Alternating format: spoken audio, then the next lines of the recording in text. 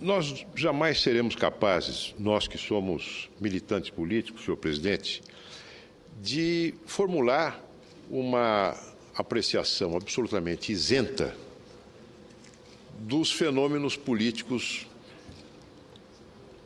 que afetam a nossa vida mais próxima, os fenômenos do imediato, porque nós estamos implicados nele, obviamente, assim como muitos chamados cientistas políticos trazem para suas análises o viés das suas paixões partidárias, dos seus interesses. Por isso é que, depois de uma eleição como a que nós vivemos, dificilmente haveria oradores de diferentes partidos capazes de produzir uma mesma análise do fenômeno que vivemos há um dia atrás, no domingo, ontem.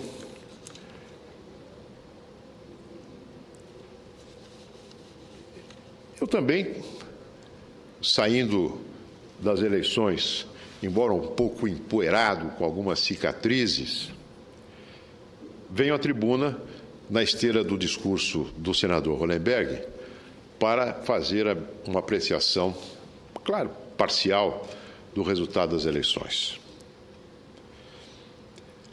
Apesar da diversidade dos pontos de vista com que as eleições municipais podem ser encaradas, é óbvio que algo salta aos olhos de todos e merece a unanimidade, que é a vitalidade da democracia brasileira expressa nas eleições municipais que acabamos de viver.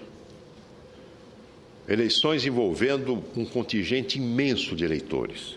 Mais de 130 milhões de eleitores compareceram às urnas, ou alguns se abstiveram, e a abstenção tem também um significado político, mas, de alguma forma, participaram do processo eleitoral de uma forma absolutamente tranquila, sem nenhum incidente, sem nenhum tipo de contestação sobre a limpeza dos resultados.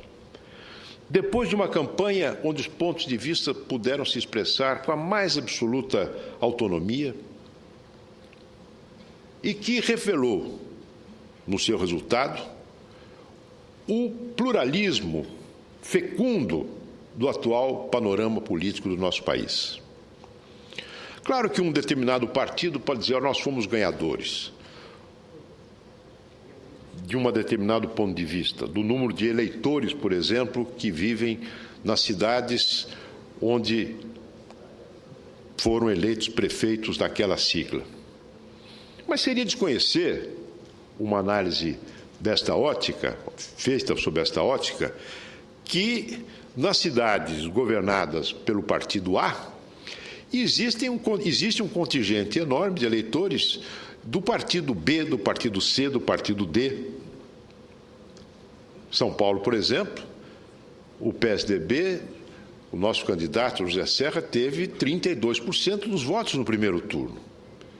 E no segundo turno, que deu a vitória ao candidato do PT, 44% dos votos. Não seria, portanto, correto dizer-se que o PT expressa, melhor dizendo, a opinião dos todos os habitantes, os moradores, os eleitores, os cidadãos da cidade de São Paulo. Esse pluralismo político se torna evidente quando vemos o desempenho, por exemplo, do Partido Socialista Brasileiro, ainda há pouco ressaltado pelo senador Hollenberg. Mas não se pode esquecer que, das conquistas brilhantes do PSB nas últimas eleições, houve uma participação muito grande de outros partidos. Aliás, esse fato não foi omitido pelo senador Hollenberg no seu belo discurso. No meu estado de São Paulo, por exemplo, na minha cidade natal, São José do Rio Preto, o prefeito é do PSB e a vice-prefeita do PSDB. O mesmo ocorre em Marília. O mesmo acontece em Campinas, quando foi eleito o deputado Jonas Donizete pelo PSB, com o vice-prefeito do PSDB. Ganhamos juntos em Belo Horizonte. Perdemos juntos em Curitiba. O PDT teve duas belas vitórias em capitais importantes, em Curitiba e em Porto Alegre. Mesmo o recém-nascido PSD, tendo eleito um número grande, mais de 400 prefeitos, elegeu um prefeito de uma capital importante, Florianópolis. Eu gostaria de ressaltar também um fato que me parece evidente, que é uma mudança da cor política na maioria dos estados do norte e do nordeste do Brasil. O PSDB elegeu o senador Arthur Vigílio, do PSDB, do nosso partido, prefeito de Manaus. No Pará, eleito em Belém, o deputado Zenaldo Coutinho, do PSDB.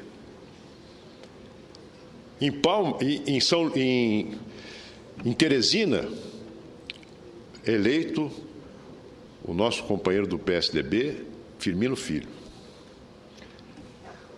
Um fato interessante, senhores senadores, é que 3 capitais do Nordeste, que são centros irradiadores da cultura política, da formação de opinião, centros dinâmicos do Nordeste, essas 3 capitais, que eram governadas pelo PT, nessas 3 capitais o PT foi derrotado.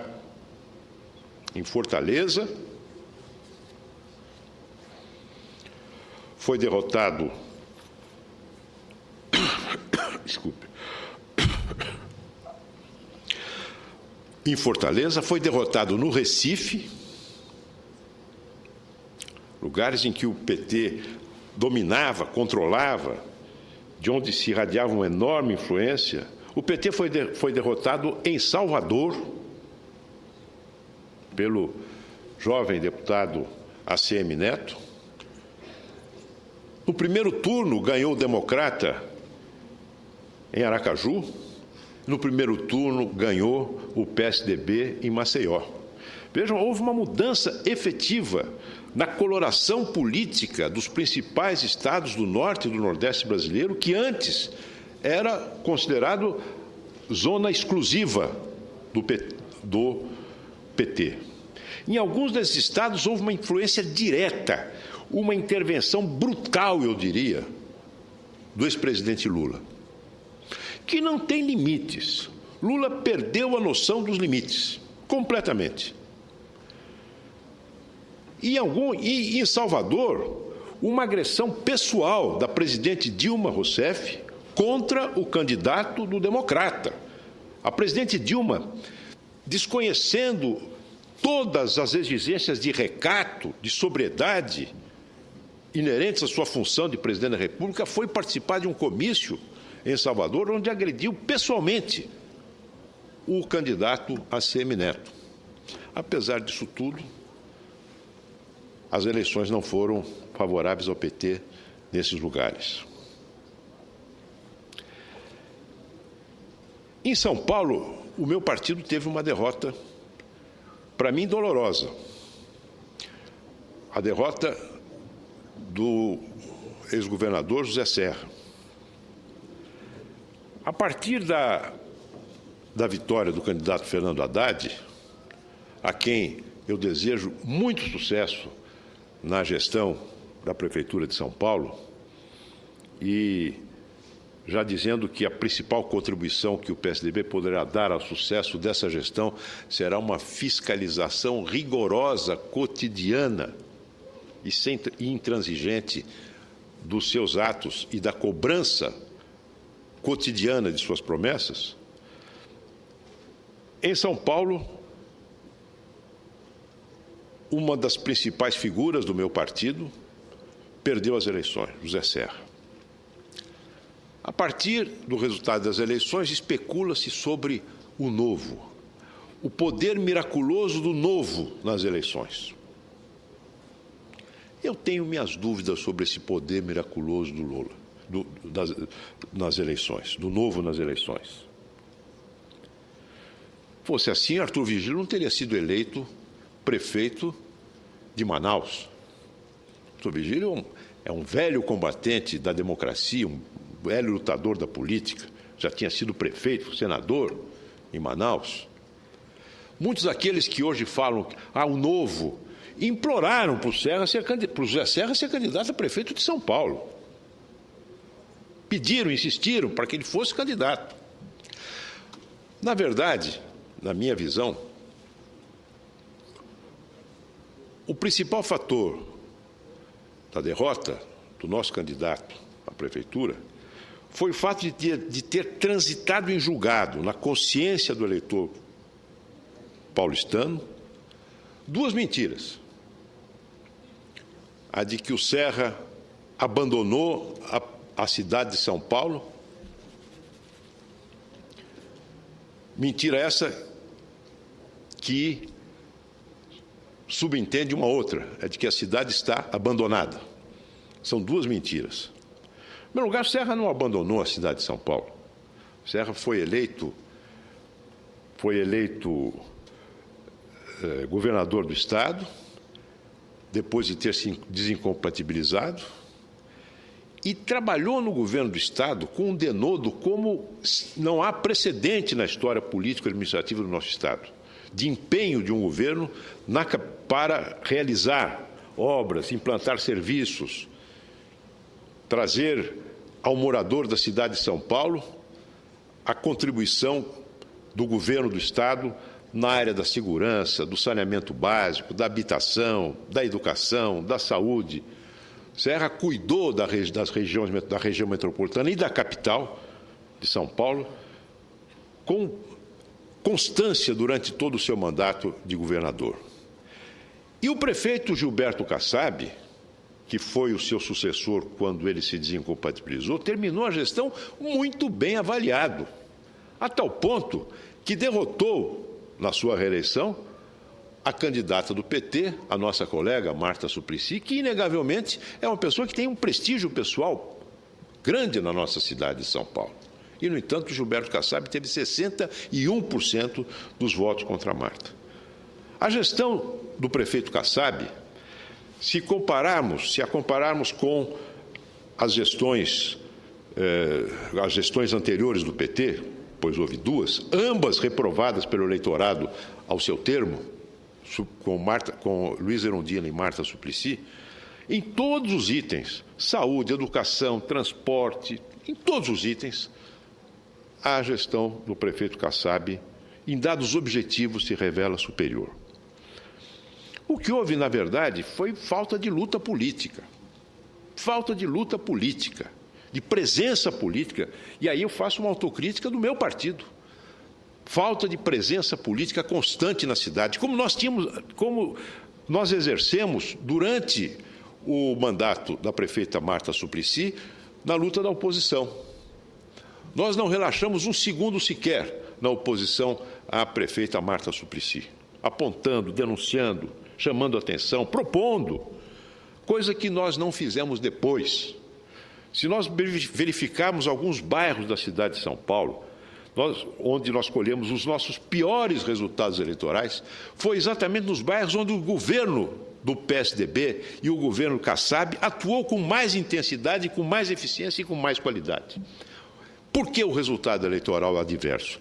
Porque a ação administrativa não foi acompanhada da luta política, do esclarecimento das consciências, da articulação com a base da sociedade, com a presença cotidiana do partido nas associações, nos movimentos sociais, com o distanciamento da população, com a burocratização da estrutura partidária. Eis aí dois fatores que, no meu entender, explicam o insucesso da candidatura Serra, sem subestimar o valor do nosso adversário.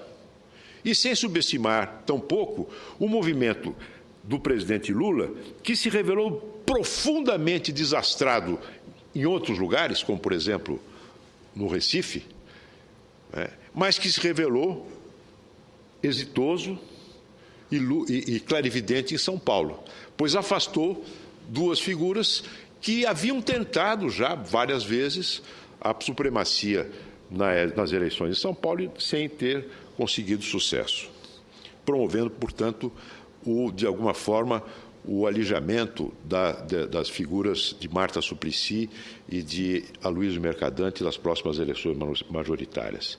Isso não quer dizer que Marta Suplicy ou que Aloysio Mercadante não devam continuar exercendo uma influência no PT, uma influência na política paulistana, muito menos o Zé Serra. O Zé Serra perdeu as eleições de São Paulo, mas é, inegavelmente, uma das grandes figuras políticas do nosso país. Um homem de um estofo. Eu me lembro do Serra, quando eu vi pela primeira vez, em 1963, num palanque na Praça Mauá, no Rio de Janeiro, ele como presidente da UNE, ao lado de figuras como João Goulart, como Miguel Arraes, como Leonel Brizola, Almino Afonso, Francisco Julião, discursando em apoio às reformas de base. Este é o Serra, cuja luta histórica, antiga, se traduziu também numa ação profícua na construção da democracia no nosso país.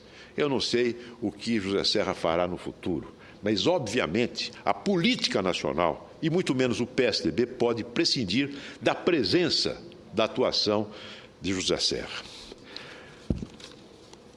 Gostaria também, senhor presidente, de apontar uma outra, digamos assim, um outro sinal que merece destaque no panorama das últimas eleições.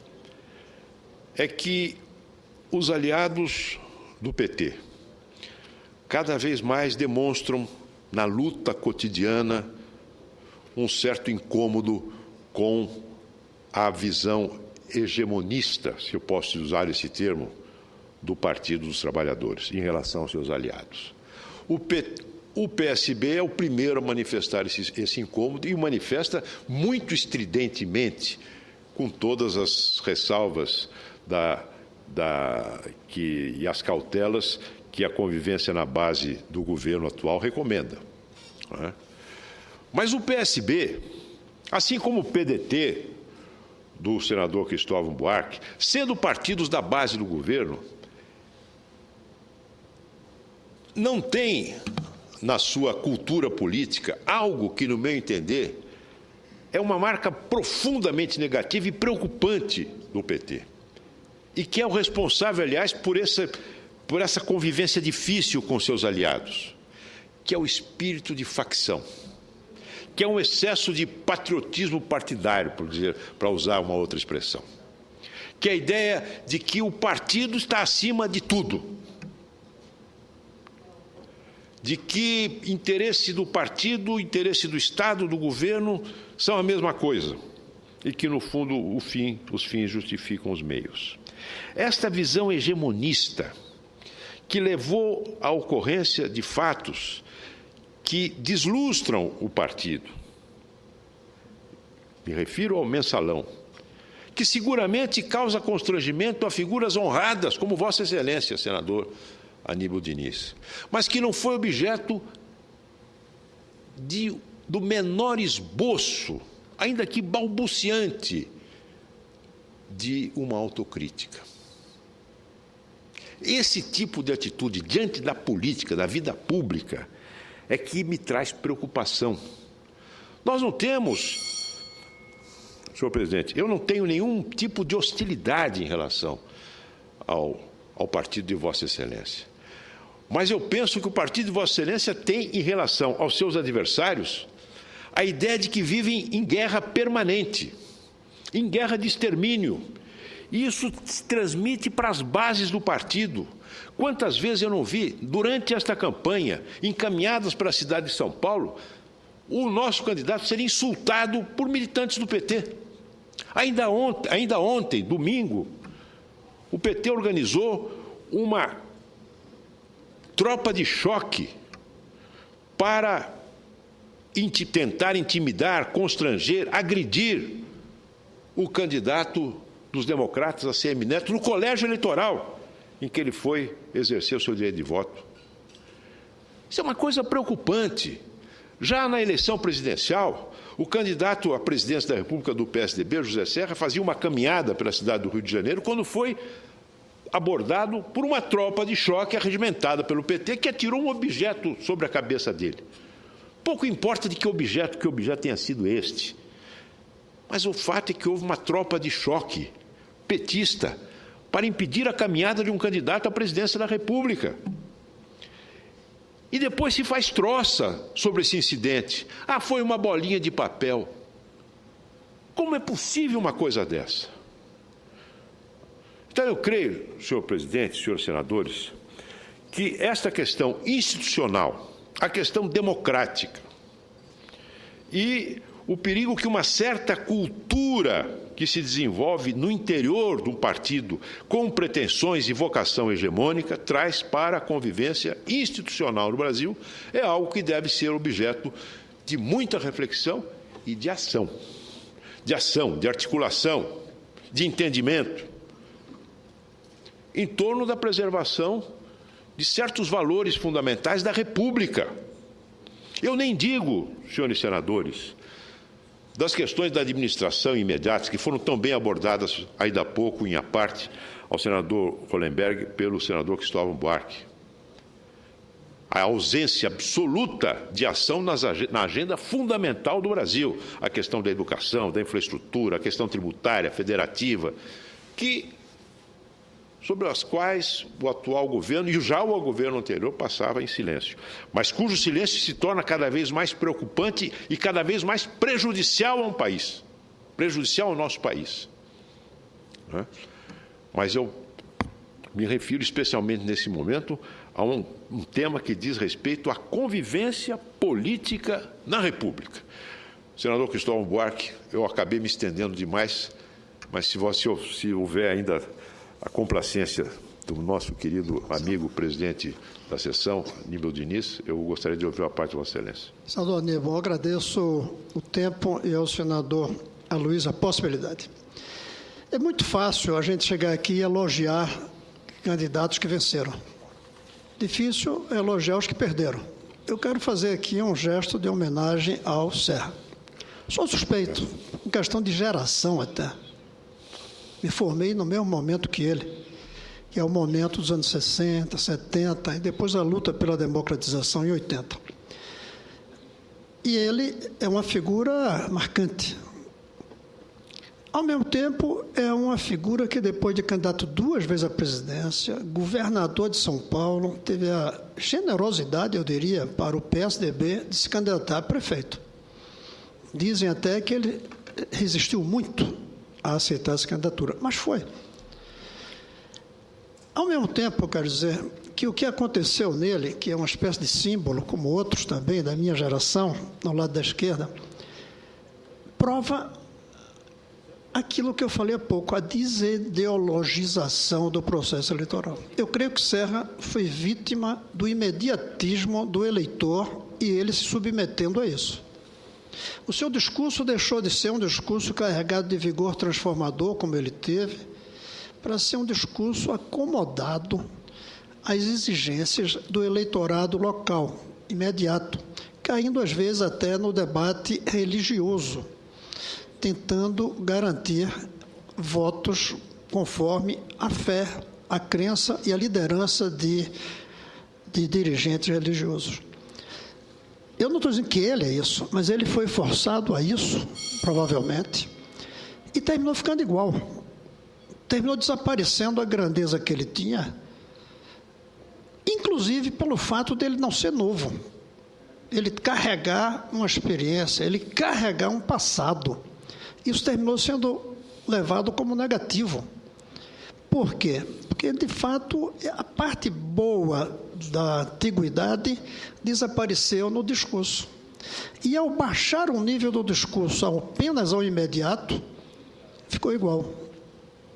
E, ao ficar igual, ficou para trás, porque não era o novo. O igual novo e o igual velho. O pessoal preferiu o igual novo, representado por Fernando Haddad, que, aliás, eu assisti o discurso dele ontem, depois da vitória, e me impressionou profundamente e muito bem a maneira como ele falou do futuro de São Paulo. Então fica aqui a minha homenagem ao Serra, pela relação de amizade antiga. Chegou a subir no meu palanque aqui em 98, enquanto que o presidente Fernando Henrique Cardoso, por obrigação ou não, apoiava o candidato Oris. Mas fica também essa reflexão de uma certa tragédia de um grande personagem que é levado a reduzir a combatividade do seu discurso para atender os interesses imediatos do eleitor, por conta da desideologização como é feita a política hoje. Eu, de qualquer maneira, parabenizo que ele, depois de candidato 2 vezes a presidente, de governador, de prefeito de São Paulo, ele fez essa generosidade e esse até heroísmo, embora no começo todo mundo achasse que ele ganharia. Mas, de qualquer maneira, ele aceitou ser candidato a algo que é do passado dele e não que é do futuro. Obrigado, senador Cristóvão Buarque. Vou transmitir ao presidente Serra, ao nosso governador Serra, a sua observação, mas apenas para concluir. Eu não concordo com Vossa Excelência quando diz que Serra fez discurso religioso. Serra é um político laico. Em nenhum momento Serra abordou temas relativos à crença religiosa das pessoas na sua campanha eleitoral. É claro que ele foi apoiado por líderes religiosos, como o PT também foi, e que tem lá os seus próprios valores, que querem expressar esses valores na sua ação política. Mas o Serra, em nenhum momento, fez qualquer referência a temas que pudessem implicar em opções religiosas ou em opções inspiradas por posições religiosas. Serra é um político rigorosamente leigo. A sua campanha, Serra fez sim uma pregação candente, veemente, dos valores republicanos, da sua visão do que seja fazer política, do que seja a relação do político com a ética, com o bem comum. Foi toda uma linha de campanha. Agora, evidentemente, o nosso candidato teve corretamente, e o fez corretamente, que abordar os temas da cidade de São Paulo. Como fazer para reordenar o crescimento da cidade, levando em conta a necessidade de transporte, de zoneamento, de investimento, a necessidade de mudar a lei de zoneamento da cidade para que ela compreenda a complexidade atual da nossa metrópole, inovações na área do atendimento à saúde, a escola em tempo integral, a formação técnica dos jovens para uma economia cada vez mais competitiva, a presença da prefeitura na ação cotidiana contra a violência, contra a criminalidade, em parceria com o governo federal e com o governo estadual, foram temas abordados pelo Serra, que não foram, evidentemente, temas que em nenhum momento foram negligenciados, em nenhum momento. O que aconteceu, repito, é que acabou pela ação dos nossos adversários e por negligência política nossa, acabou se cristalizando na consciência do eleitor algo que, na verdade, foi o grande empecilho a que o Serra, cuja biografia, cuja competência jamais foram questionadas por nem pelos nossos adversários, lograsse a vitória nas eleições. A ideia de que o Serra, eleito, poderia vir a abandonar a prefeitura.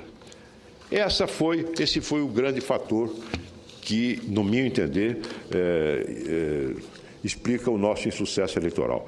Mas isso, em nenhum momento, senhor presidente, deslustra a eleição do senhor Fernando Haddad, a quem eu quero, mais uma vez, desejar pleno sucesso e pleno êxito na sua gestão, como, aliás, já o fez ontem o nosso candidato José Serra. Muito obrigado. Obrigado, senador Aloysio. Eu gostaria de pedir a gentileza, se Vossa Excelência pudesse assumir a presidência, que o próximo inscrito sou eu. Essa é uma casa profundamente escravista, né?